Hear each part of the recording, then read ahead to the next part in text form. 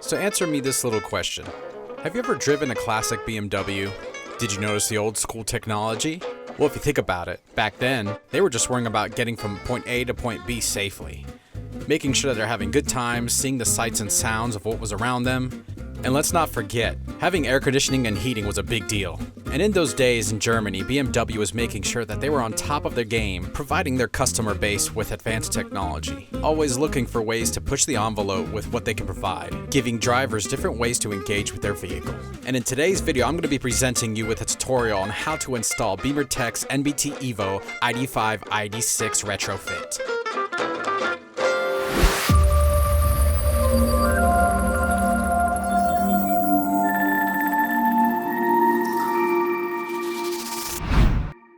So in today's video, I'll be installing this retrofit kit into a BMW F30. Let's get started with the parts and pieces that come in the kit.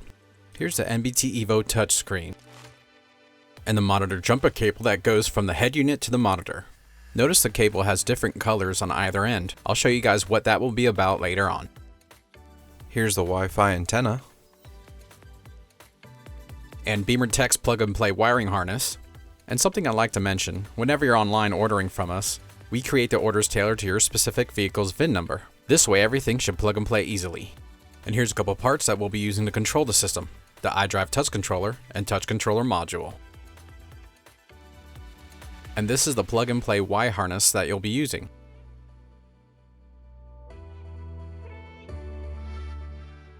And moving along, here's the GPS antenna we'll be using. We make sure it has the right length of cable, and it has a magnetic base. And last but not least, the best part, BMW's NBT Evo ID5 ID6 head unit. Now we'll take a look at a list of tools that you may or may not need depending on your certain chassis style. Refer to the PDF we provide you.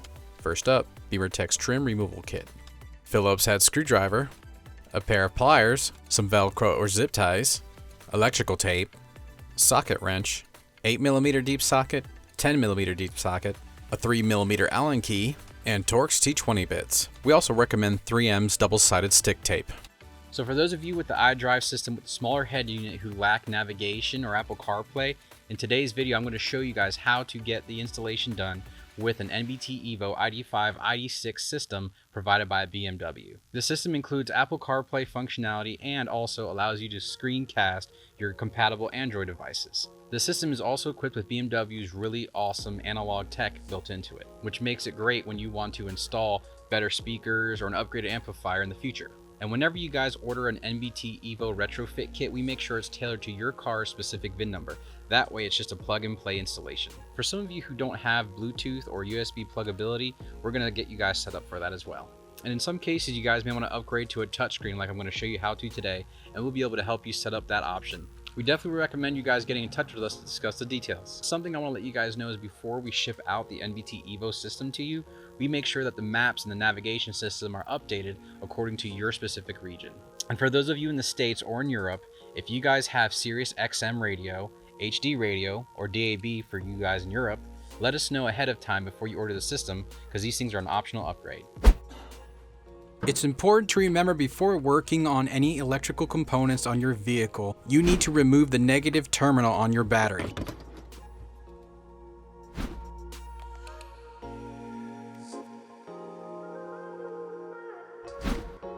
If you do not have a 10mm deep socket, you can grab a 10mm box end wrench to loosen the bolt, or an adjustable crescent wrench. All you need to do is simply loosen it enough to wiggle it off its terminal. With power disconnected from your vehicle, you're going to want to tie a rag onto your trunk latch. That is, unless you want to climb through your back seat to reconnect that battery terminal to open up the trunk again. So moving right into the interior, let's get started with the trim removal tool on this trim piece. Once loosened, it'll wiggle out pretty simply.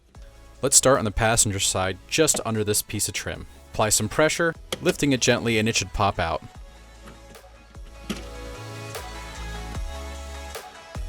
Once it's popped out enough, you can simply use your hands to pull out carefully. Now that we have this trim piece off, we'll remove these two connections here. One is for the caution lights and the other is for the climate control. All you need to do is pinch it with your fingers and pull it out. And one thing to remember, anytime you're disconnecting any kind of wires or cables, keep in mind the existing way that the cable was dressed in from the factory, because you're going to have to do the same thing when you put everything back together.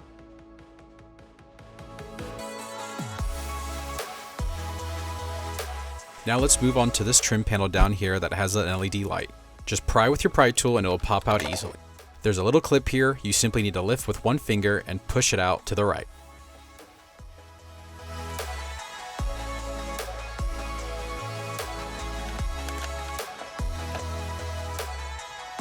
Now with this lighting panel removed, we'll set it somewhere safe. Next, we'll need to remove the control panel and the iDrive display. Here are the 6 T20 screws. I'll zoom the camera in so you can see exactly where they're located.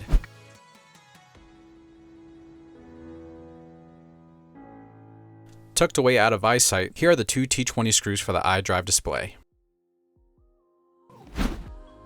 Quick pro tip, anytime you're using a drill, set the brake setting to a low number. We don't want to strip any screws when we have to put them back in.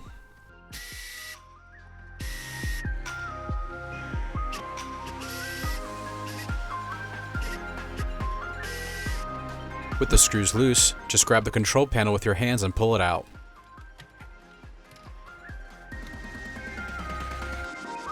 There's a cable here you simply just have to pull out to disconnect. Piece of cake, just set this control panel aside out of the way. With the screws previously removed for the iDrive display, all you have to do is pull it out with your hands. Simply spin it around carefully and we'll remove the monitor display cable. All you need to do now is press the clip in with one finger and grab your pry tool and start wiggling it out slowly.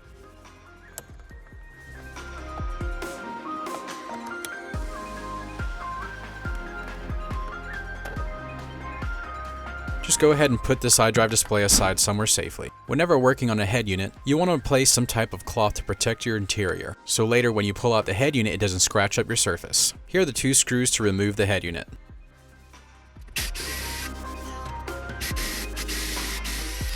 Set the screws aside and we'll carefully pull out the head unit.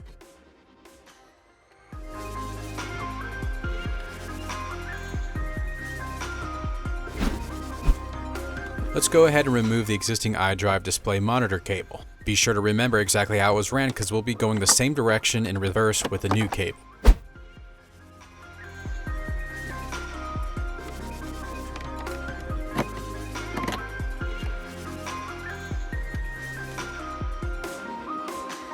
And just like the monitor, this cable has a clip you need to press in while prying out.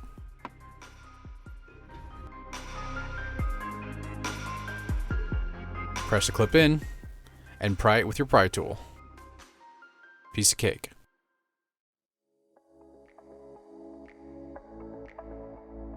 And now we'll start removing all the rest of the cable connections on the back of the head unit. Starting with the quad lock, carefully pry it out and you'll see it loosen easily. Tuck that aside and let's move on to the rest.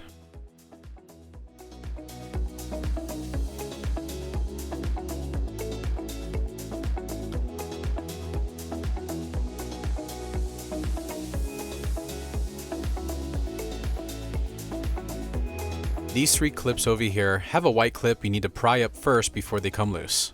Once the white clips are up, they'll simply pull out.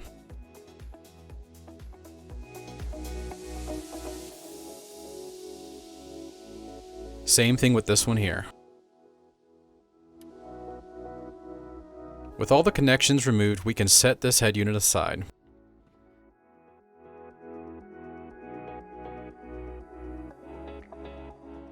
Let's move on to the plug-and-play harness from BimmerTech.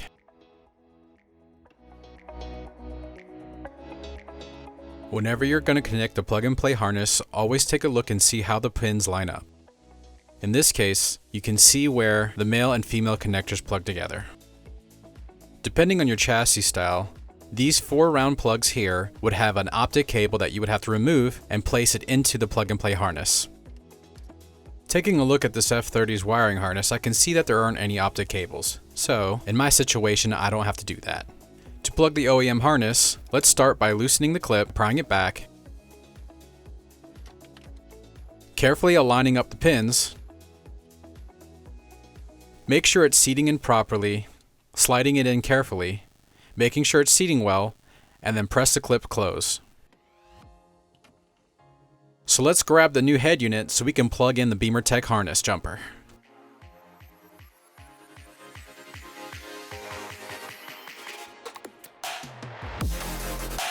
Again, we're going to be making sure that we pay attention to how the pins line up.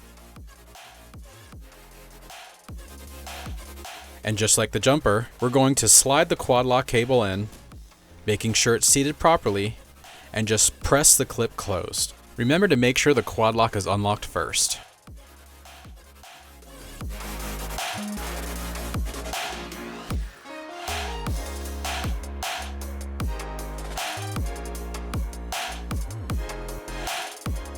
And then last thing on this jumper is a small 20-pin connector.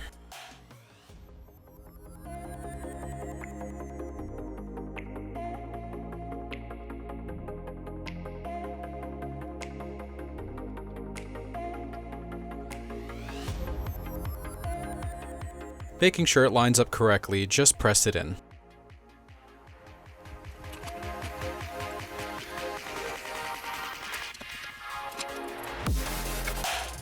Here's the Bluetooth and the Wi-Fi antenna. These are easy. Making sure they're orientated properly, press them in.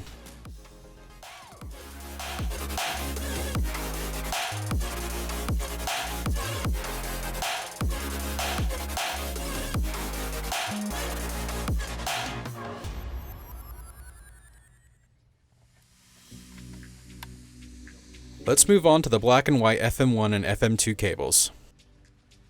I'm going to snake them over to the left side of the head unit so they can plug in more easily. Once again, paying attention to the correct orientation, we're going to simply push them in and they'll snap into place.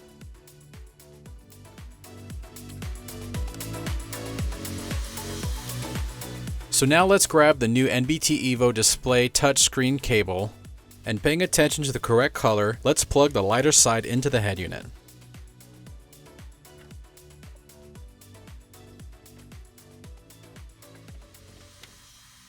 Now we'll run the other end, following the same path that the OEM cable ran earlier.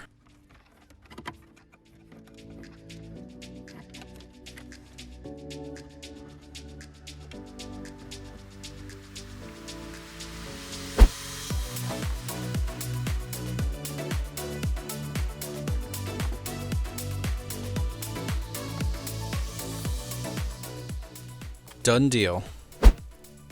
Now we'll move on to the GPS antenna. You'll see over here, this is where it plugs in.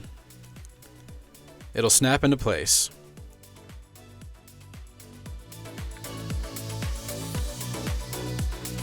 We won't be using this light pink connector, so we'll just tuck it behind the head unit.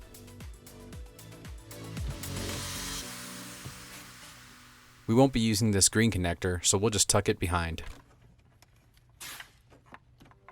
As for this white USB cable, it's going to have to be able to flip around 180 degrees into the new head unit. In this case, we'll have to cut away all the tabs around the cable so it plugs in properly. X-Acto knives make a really good tool as they are slim and easy to cut through the plastic. So carefully follow along with me as I cut through all the tabs. If you need to, just pause and rewind the video to make sure you're doing exactly what I'm doing. We'll start with this big snap clip. Slide the knife under and cut it carefully. Once you cut the clip off, be sure to cut away any excess plastic that's left over. We want the connector to be round and smooth. With that piece of plastic sliced off smoothly, let's move on to these side ridges. You'll have to cut them all off the same way. I found that it helped when I rest the back dull side of the blade against one finger while prying it forward as if though it was a pry tool. Again, making sure to cut away any excess plastic to round off the connector.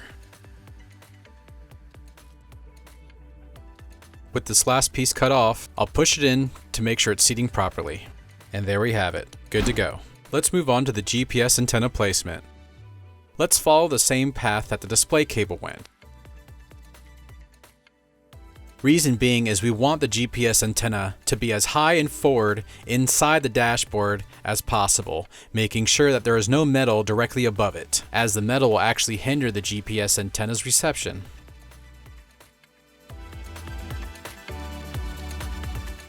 Now that we have it pulled out, you can see here that it has a magnetic base.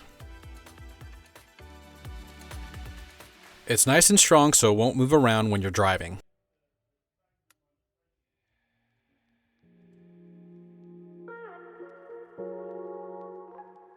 Now I'm going to find a spot inside the dash as high and forward as I can with no metal above it.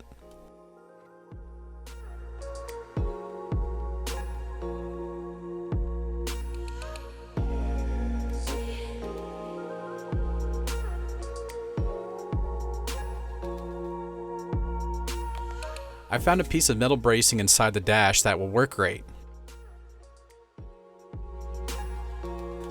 With that in place, I'm going to make sure that the cable is dressed properly and is not in the way of anything else. Make sure the wire does not get in the way of the vents, or else the dashboard piece will not go on properly when you're finished. Then I'll dress in any excess cable with either zip ties or Velcro. Once the cable is nice and neat, simply find the empty spot underneath the head unit and tuck it away safely. Now we'll grab the Wi-Fi antenna and place them underneath the head unit.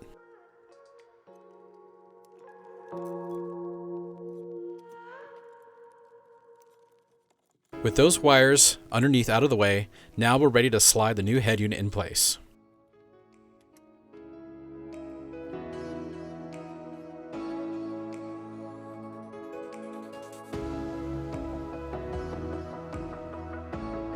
With the head unit in place, we'll grab the 2 screws and secure it properly. With the head unit secured properly, now we can put the control panel back in place. Grab the control cable, making sure that it's seating properly, and press it into place. With that done, now we can go ahead and put the screws back onto the control panel.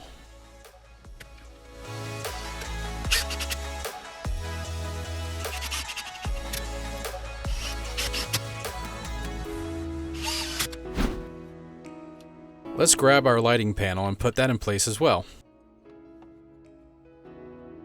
Simply slide the LED facing down into the clip. Snapping it in, now we can put the panel back into place by simply applying some pressure. Now we'll move on to putting in the touch panel. The screen is nice and wide, is going to look great. Prior to doing that, we're going to put down a protective cloth to protect the screen from any scratching. Let's flip the screen around, grab the connector and press it in.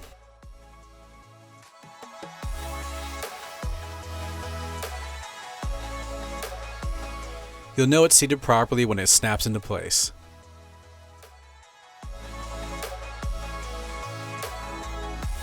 With that done, carefully spin the screen back around forward, remove the cloth, and we'll make sure it seats flush with the dash. Let's go ahead and wipe the screen down from any smudges. Grab your screws and secure the screen.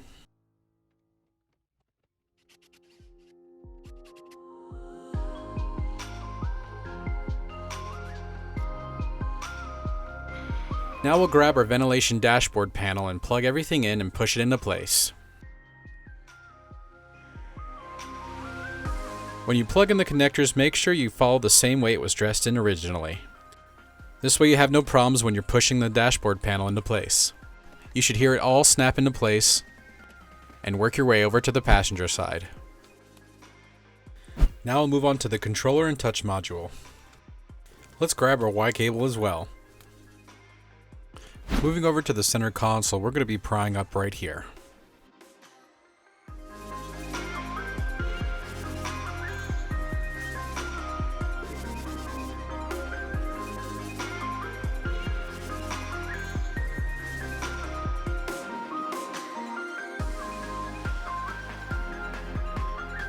Once you pry it up successfully, disconnect the iDrive controller by pulling out the cable.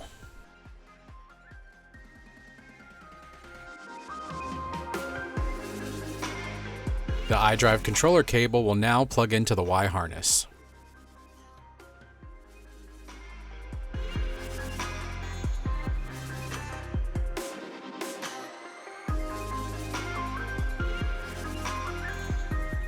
With the Y cable plugged in, now I'm going to show you how to prepare the area with the Y cable to plug in the module and the new iDrive controller.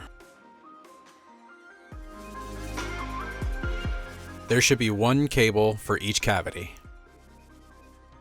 So later on we'll grab the iDrive touch controller and it'll plug into this side of the Y cable. But before that can happen, let's get the touch module in place. Grab your 3M double stick tape and apply it here. It'll sit in this cavity.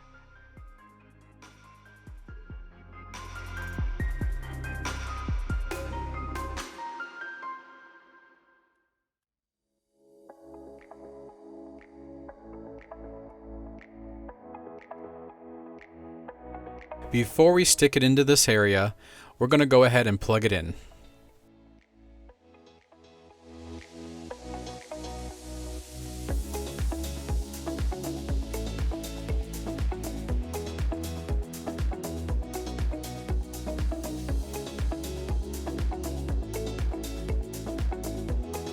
With that in place, now we can move on to removing the old iDrive controller. There are 3 screws here that are T20 screws.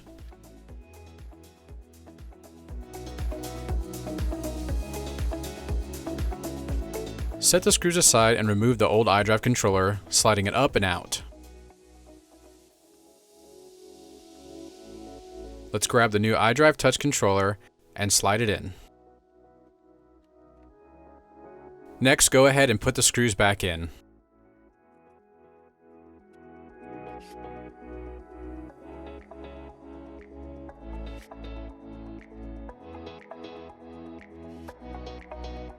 Then we'll take the last connector of the Y cable and plug it into the iDrive touch controller.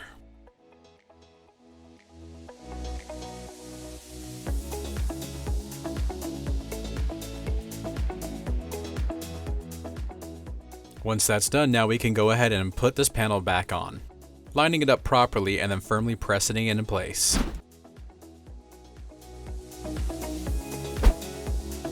Uncover your trunk latch.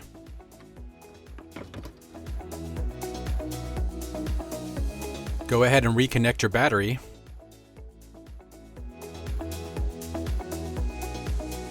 And that's all there is to it.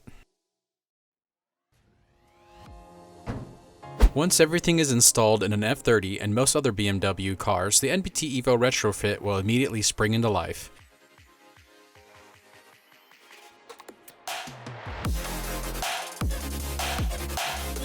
Next, I'll show you guys how to connect your devices. Let's start out by going into the My Vehicle menu. In this case, I already previously connected an Android phone, so I can show you guys the screen mirroring functions. Select iDrive settings. Select mobile devices.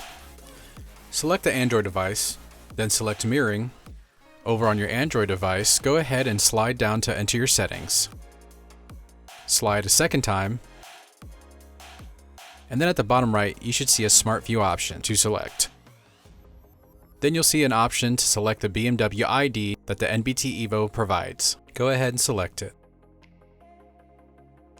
Once it's done pairing, screen mirroring should happen right away. Let's go ahead to YouTube and select something to watch.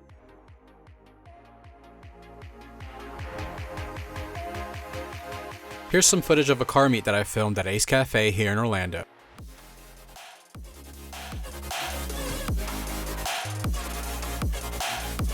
Going back into the submenu, we'll go ahead and select the USB drive that we have plugged into the USB port. In the menu options while we're playing this, we have an option to zoom in.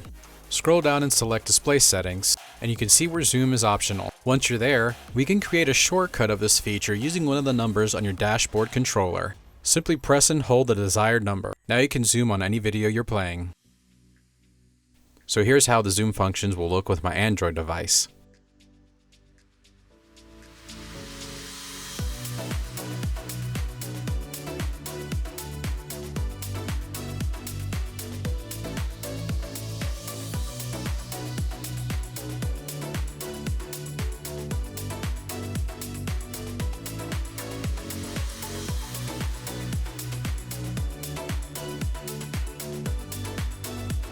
Going back into My Vehicle settings, we'll go into iDrive settings, select Mobile Devices.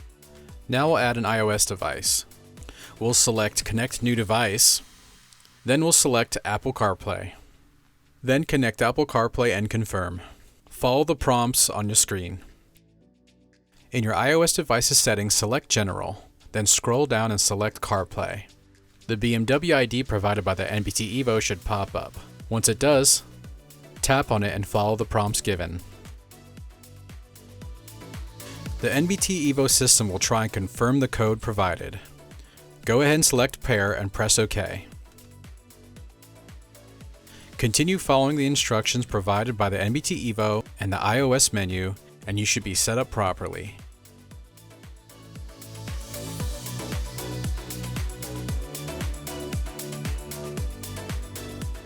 And once the pairing is successful, I'll go ahead and start using some of the features on my iOS device. Once the prompt clears, I'll go ahead and verify that the Apple CarPlay feature has been available to my iOS device. On the home menu, I'll scroll all the way to the left until I see Apple CarPlay as an option.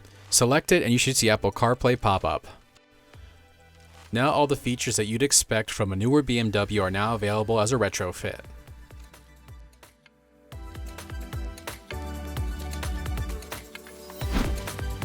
Now let's play around with the touchscreen. You can see here you can drag and drop the different menu options around to suit your needs.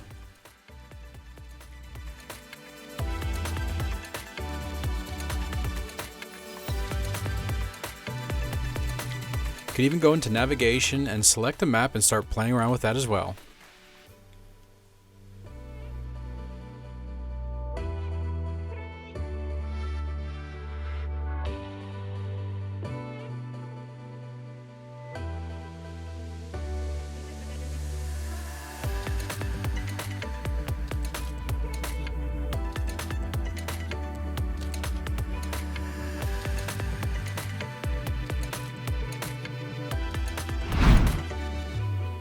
We recommend going into the navigation menu to input the destination with the touch functions by drawing letters on the controller.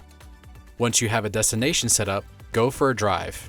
It might take the car a few minutes to get a hold of a GPS satellite for a first time. After a while, the navigation system should work perfectly.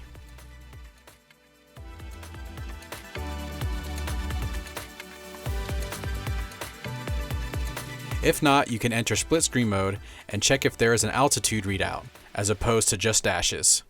If you have only dashes, you might need to reposition the GPS antenna inside the dash. Once you confirm navigation works, it's time for coding. Remote coding is a simple process that is included with the retrofit's price. Check out the link in the description for more details. I recommend you get the remote coding session started before you close everything up, as it can make troubleshooting a little simpler. In my situation, the coding has already been completed. Like most people, I like to go the fastest route possible, and you can see here the navigation actually spotted me cutting through a parking lot. It still kept up with me. And that about wraps it up, ladies and gentlemen. And if you want to connect with us, look us up on social media. And be sure to check out the links in the description to see more from our blogs. It's a good way to stay posted on deals we have coming up and stay up to date on what we're working on. And if you'd like us to help you, or you're local in Orlando, come down and pay us a visit, or go on our website and find the nearest certified BimmerTech installation specialist near you. And more from us here at BimmerTech, where we can help you get your BMW perfected. Once again, guys, my name is Chaz. Thank you for watching this video. If you got any questions, let us know in the comments. And don't forget to subscribe to see the latest videos from here at the shop. See you next time.